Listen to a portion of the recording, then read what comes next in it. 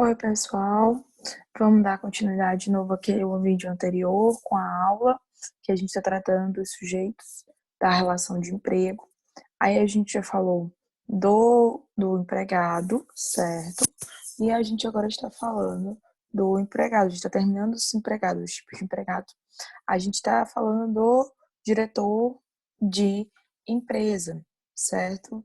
Eu vou compartilhar aqui o material que eu já mandei para vocês acompanharem a aula, tá? A gente está tratando de sujeitos da relação de emprego e a gente está falando aqui, a gente falou anteriormente, antes de finalizar o vídeo anterior, do trabalho à distância. Então, a gente vai voltar para esse tema do trabalho à distância para a gente verificar e tentar finalizar agora os tipos de empregado, porque a gente falou agora dos empregados, que é o tipo, quais são as características do empregado.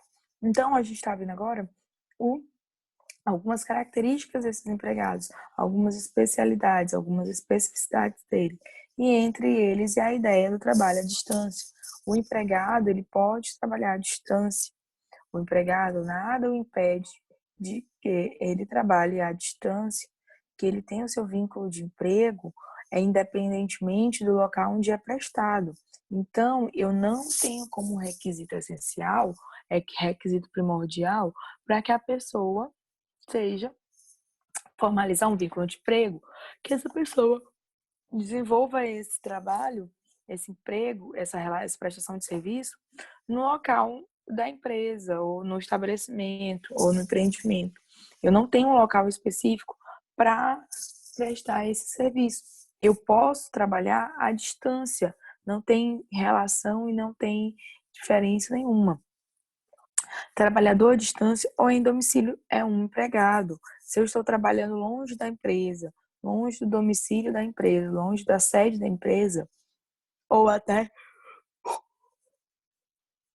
desculpa, perdão, se eu estou trabalhando longe, à distância ou em domicílio, eu tenho que esse empregado é da mesma forma empregado, porque eu tenho o cumprimento dos 4 requisitos para configurar uma relação de emprego. Eu tenho a pessoalidade, a não eventualidade, a onerosidade e a subordinação.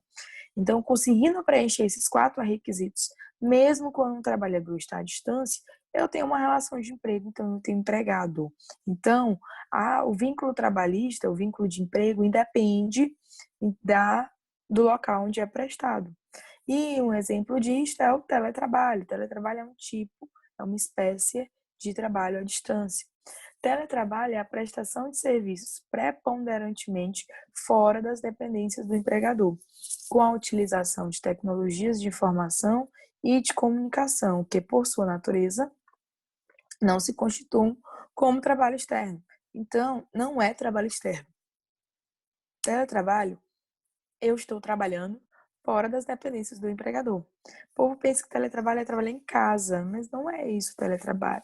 O teletrabalho é a ideia de eu trabalhar fora das dependências do empregador, utilizando tecnologia de informação e de comunicação para prestar esse serviço, para dar continuidade na minha prestação de serviço, certo?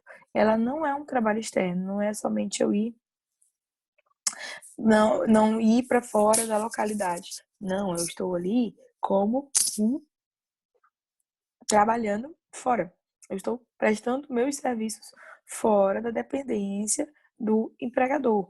Ou seja, o empregador tem uma sede, ele tem uma empresa, e essa empresa eu não vou prestar serviços pessoalmente naquela dependência, naquele local, porque pessoalmente eu presto serviço, porque sou eu que desenvolvo minhas atividades.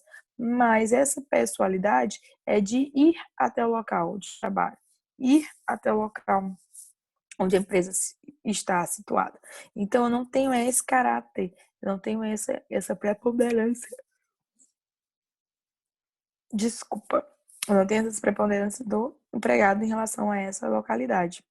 Aí eu tenho que o comparecimento do empregado às dependências do empregador para a realização de atividades específicas que exijam a presença daquele no estabelecimento não descaracteriza o regime de teletrabalho. Então, eu comparecer em algumas situações, quando for chamado pelo empregador, nas dependências deste, não desconfigura, não descaracteriza o teletrabalho. Terei teletrabalho mesmo se em algumas circunstâncias o empregado for chamado às dependências do empregador. Então, essa forma de teletrabalho, ela é acordada com o empregador. O empregador e o empregado vão discutir as formas de teletrabalho. Ele agora está disciplinado na CLT, então ele tem o formato a ser seguido, ele tem algumas regras a serem seguidas. E essas regras devem ser observadas, tanto pelo empregado quanto pelo empregador do teletrabalho. Eu tenho que verificar quais são essas condições e colocar no contrato de trabalho. Essa condição tem que vir expressa no contrato de trabalho, que ele está indo trabalhar em teletrabalho. Constar, ou seja, que é o que eu acabei de falar, constar expressamente de contrato individual de trabalho, que deverá também especificar as atividades que serão exercidas pelo empregado. O teletrabalho, além de constar no contrato de trabalho, desculpa, além de constar no contrato de trabalho que eu estou exercendo, estou praticando minhas atividades por teletrabalho, ele também tem que constar quais são as condições dessa prestação de serviço, quais são as atividades que esse empregado vai desenvolver quando ele estiver desenvolvendo esse teletrabalho. Então, tem que tudo estar catalogado, tem que estar tudo firmado, aonde? No contrato de trabalho. O contrato de trabalho deve ser escrito nessa, para evitar qualquer tipo de, de discussões futuras, é melhor você formalmente fazer um contrato escrito. Mas não quer dizer que os contratos verbais não tenham validade. No direito civil, no direito do trabalho, o contrato não tem formato. A gente vai ver isso também. O contrato de trabalho não há formato. Então, como não há formato, ele pode ser expresso ou tácito, ou seja, ele pode ser escrito ou falado. Então, não desconfigura se eu tiver um teletrabalho que é feito só sem ser no papel, é só falado. A diferença é a caracterização. Você vai demorar muito, às vezes, ou precisa de mais provas, para provar que você estava no contrato de teletrabalho, mesmo quando não há, nesse contrato de teletrabalho, um contrato físico, um contrato escrito. Então, você tem que provar que essa situação existe para você ter seus direitos resguardados. Aí a gente está vendo aqui justamente isso. Constar expressamente no contrato individual do trabalho que deverá também especificar as atividades que serão exercidas pelo empregado. Então, eu tenho que ter um contrato físico entre o empregado e o empregador para formalizar a minha relação de emprego em relação ao teletrabalho. Aí a gente vê, se tiver qualquer dúvida, pessoal, lembrando, entre em contato com a gente, comigo, e para que a gente possa esclarecer, tá? Aí eu tenho a figura do empregado doméstico. O empregado doméstico, ele está lá, onde é que ele está fundamentado? Onde é que eu tenho a previsão desse empregado? Na Lei Complementar número 150 de 2015. Não é que não existia legislação anterior a essa legislação, a Lei Complementar de 2015, sobre o empregado doméstico. Não. Existia esta legislação, só que era esporádica e não tão firmada, não tendo seu entendimento tão certo, quanto agora a gente tem na Lei Complementar 150 de 2015. Aí a gente tem que esse empregado doméstico é o quê? É aquele que presta serviço de forma contínua, subordinada, onerosa e pessoal e de finalidade não lucrativa à pessoa ou à família no âmbito residencial destas por mais de 2 dias por semana. Então, a gente tem na própria lei a definição do que seria um empregado doméstico e quais os requisitos específicos que eu tenho que ter para ter este empregado doméstico configurado. E o empregado doméstico, ele tem que estar configurado de quê? Quais são esses requisitos específicos que a própria legislação trouxe? Eu tenho que ter um trabalho para pessoa ou família. Eu tenho que o meu trabalho doméstico, eu sou uma empregada doméstica, porque eu estou trabalhando para pessoa ou família. Eu tenho que ter esse caráter, eu tenho que ter esse requisito, eu tenho que ter essa característica de trabalhar para uma família para eu ser considerado um empregado doméstico, para trabalhar para uma pessoa ou para uma família, lógico. É uma família ou uma pessoa. Para eu ser considerado também um empregado doméstico, eu tenho que ter um trabalho no âmbito residencial. Trabalho dentro de uma residência. Aí a gente vai ver também o que seria residência. Mas a ideia do trabalhador doméstico é que o trabalhador doméstico trabalhe em residências. Ele não trabalhe em escritórios, ele não trabalhe em sedes, ele trabalha em residência. E inexistência de fins lucrativos no trabalho que exerce. Eu não posso pegar esse empregado doméstico e explorá-lo economicamente dentro meu âmbito residencial. No caso, a inexistência de fins lucrativos no trabalho que exerce. Esse empregado doméstico, ele não está trabalhando na minha casa para eu utilizar a mão de obra dele para ter lucro, para trabalhar em algo para mim, para poder trabalhar em algum negócio que eu tenho. Não, esse empregado doméstico, ele está lá justamente para trabalhar para uma pessoa ou família no âmbito residencial. É somente para isso. Ele não tem a ideia de eu explorar essa mão de obra dele para ter fins lucrativos com ela. Eu estou tendo apenas trabalho manual, o trabalho dele sendo desenvolvido dentro de uma residência para uma pessoa ou para uma família. Aí eu venho e falo que o empregador doméstico, empregador, somente pode ser pessoa física e não pode utilizar o trabalho doméstico com o objetivo de lucro, sob pena de caracterizá-lo como empregado em geral. Então, por que a gente não faz essa distinção aqui? Porque o empregado doméstico tem certos direitos que os empregados normais, vamos dizer assim, normais seletistas, não têm e vice-versa. O empregado doméstico ele não tem todos os direitos que um empregado normal possui, que um trabalhador seletista possui. Por isso, ele tem uma legislação própria. Ele tem uma legislação específica, que é a lei complementar. Então, o empregador doméstico também, ele tem que cumprir certos requisitos. E um desses requisitos é o quê? É a pessoa física que tem que ser o empregador. Aqui é, não pode haver uma empresa, alguém prestando, sendo o empregador de um empregado doméstico. Eu tenho que ter uma pessoa física sendo empregador de uma pessoa, um empregado doméstico. E é que nem a gente estava conversando, ó, utilizar o trabalho doméstico como objetivo de lucro. Não pode haver isso. Eu não posso querer explorar aquela mão de obra desse meu empregado doméstico para ter lucro, para conseguir ter lucro. Por exemplo, gente, eu não posso ser um empregado doméstico de uma cozinheira que ela faz comida para fora. Isso não configura empregado doméstico. Por quê? Porque aí o empregado doméstico, ele está para trabalhar para a família, para a pessoa, em âmbito residencial. Não para ele trabalhar ajudando a dona, o empregador dela, né? O empregador desse empregado doméstico, para ajudá-la a fazer, por exemplo, comida para fora. Então, isso não existe. Se for configurado desta forma, pode ser configurado vínculo de emprego normal e sai da característica de empregado doméstico e ele vira um empregado em geral. A inexistência de finalidade lucrativa no trabalho deve ser considerada em relação ao tomador de serviços, mas não significa que, em relação ao empregado, não haja um evidente conteúdo econômico, o que é caracterizado pela onerosidade. Os serviços prestados pelo empregado doméstico não podem se constituir em fator de produção para aqueles que dele se aproveitam, pessoa ou família. Então, é a mesma ideia.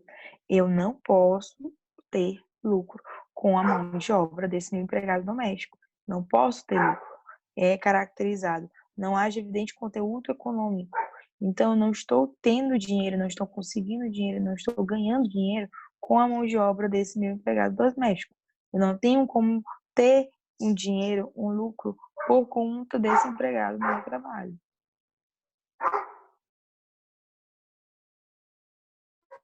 Aí a gente vê que o empregado doméstico,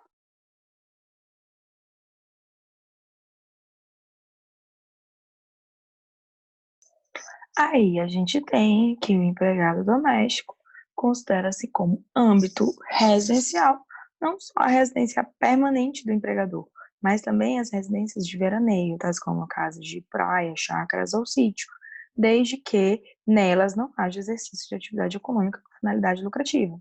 Então, dá para se verificar que o que caracteriza bem o empregado doméstico, é a ideia da residência e ele trabalhando nessa residência para uma família ou para uma pessoa sem a finalidade lucrativa. Então, o que vai diferenciar o empregado doméstico do empregado normal é a finalidade lucrativa. Eu estou explorando aquela mão de obra dele para ter lucro. Isso no trabalhador empregado normal. E o empregado doméstico é diferente disto. Eu não objetivo ter lucro com a mão de obra do meu empregado. Eu não quero explorá-lo economicamente. Eu não quero que tenha exploração econômica do empregado. Ele está tendo lá normalmente para ter aqui da mesma forma somente para prestar um serviço, somente prestando trabalho. Não está dando, não tem esse caráter lucrativo. Porque entendam, pessoal, o caráter lucrativo aqui do empregado é a ideia dele fazer o quê? É a ideia dele ter aqui o é a ideia dele ter uma empresa e que, como for o empregado normal. Por que é a finalidade lucrativa? É uma empresa que presta serviços. E para prestar serviço, eles do empregado. Então, como a mão de obra é finalidade, eu estou prestando serviço ou utilizando a mão de obra do empregado. Aí, diferentemente daqui, eu não tenho isso. O empregado doméstico, ele não tem finalidade lucrativa. O empregado doméstico, ele está lá para trabalhar numa residência, para uma família, para uma pessoa. É essa que eu tenho característica. E os direitos do empregado doméstico estão aonde? Estão lá no artigo 7º, parágrafo único da Constituição Federal. Aí a gente tem que os direitos do empregado doméstico estão aonde? No artigo 7º, parágrafo único da Constituição Federal. E quais são esses direitos? É o salário mínimo, irredutibilidade de salários, 13º salário, duração do trabalho normal não superior 8 horas diárias e 44 horas semanais, repouso semanal remunerado, preferencialmente aos domingos, remuneração do serviço extraordinário superior, no mínimo em 50% a do normal. Então, é isto que eu tenho como características do empregado doméstico, lá na Constituição Federal. Se você for ver o artigo 7º do, do, da Constituição Federal, ele trata de vários direitos que o empregado doméstico tem, que o empregado normal tem, que qualquer trabalhador possui. O artigo 7º vem dizer quais são os direitos, quais são os incisos, nesses incisos do artigo 7º, quais são os direitos que um empregado, um trabalhador possui. E a gente tem no parágrafo único da Constituição Federal que determinados incisos, que são esses que eu estou postando aqui para vocês, eles não, esses incisos, né, esses direitos, se aplicam ao empregado doméstico. Então, é isso que o parágrafo único vai falar. Não é que o parágrafo único está detalhando todos estes, não.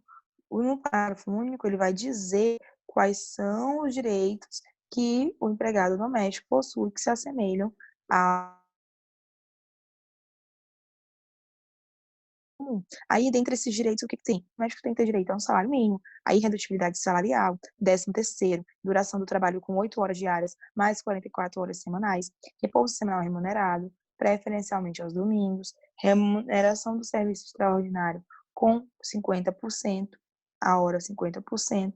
Aí eu também tenho férias anuais remuneradas com pelo menos um terço a mais do que o salário normal, licença para gestante de 120 dias sem prejuízo do emprego e do salário, a licença paternidade também da mesma forma, e o aviso prévio de no mínimo 30 dias. Então, todos esses direitos que estão lá na Constituição Federal também são assegurados ao empregado doméstico, da mesma forma.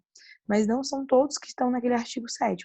São apenas estes aqui que eu estou listando para vocês. Salário mínimo, redutibilidade salarial, 13º, duração do trabalho não superior a 8 de horas e 44 semanais, repouso semanal remunerado, remuneração do serviço extraordinário superior, se eu tiver, por exemplo, hora extra, com o pagamento de 50%, e férias anuais remuneradas com pelo menos um terço a mais do que o salário normal, certo?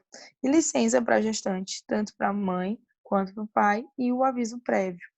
Aí o empregado doméstico, a remuneração do serviço extraordinário superior, no mínimo em 50% do normal. Então, eu também tenho uma remuneração de serviço extraordinário, é 50%, a hora extra 50% da mesma forma. Aí eu tenho a aposentadoria, o empregado doméstico também tem direito à aposentadoria, tem direito a reconhecimento das convenções e dos acordos coletivos de trabalho, eles têm direito a ter um sindicato, e esse sindicato tem que ter, pode ter suas convenções e acordos coletivos, e esses reconhecimentos, e esses acordos e convenções devem ser respeitados, e ele tem a integração à Previdência Social. O empregado doméstico é segurado obrigatório da Previdência Social, sendo-lhe devidas as prestações previdenciárias previstas em lei, observadas as características especiais do trabalho doméstico. Então, eu tenho aqui várias características e direitos que o empregado doméstico tem. E então, esses direitos estão aonde? Estão na Constituição Federal e na lei complementar que o rege, certo? Aí eu vou ficar neste vídeo por agora, tá? Com o empregado doméstico. A gente volta daqui a pouquinho no próximo vídeo para mostrar para vocês qual é, que a gente vai tratar de empregado rural e as suas características. Tudo bem? Reforço de novo, pessoal, se tiverem dúvidas, entrem em contato, mandem mensagem e tirem suas dúvidas, tudo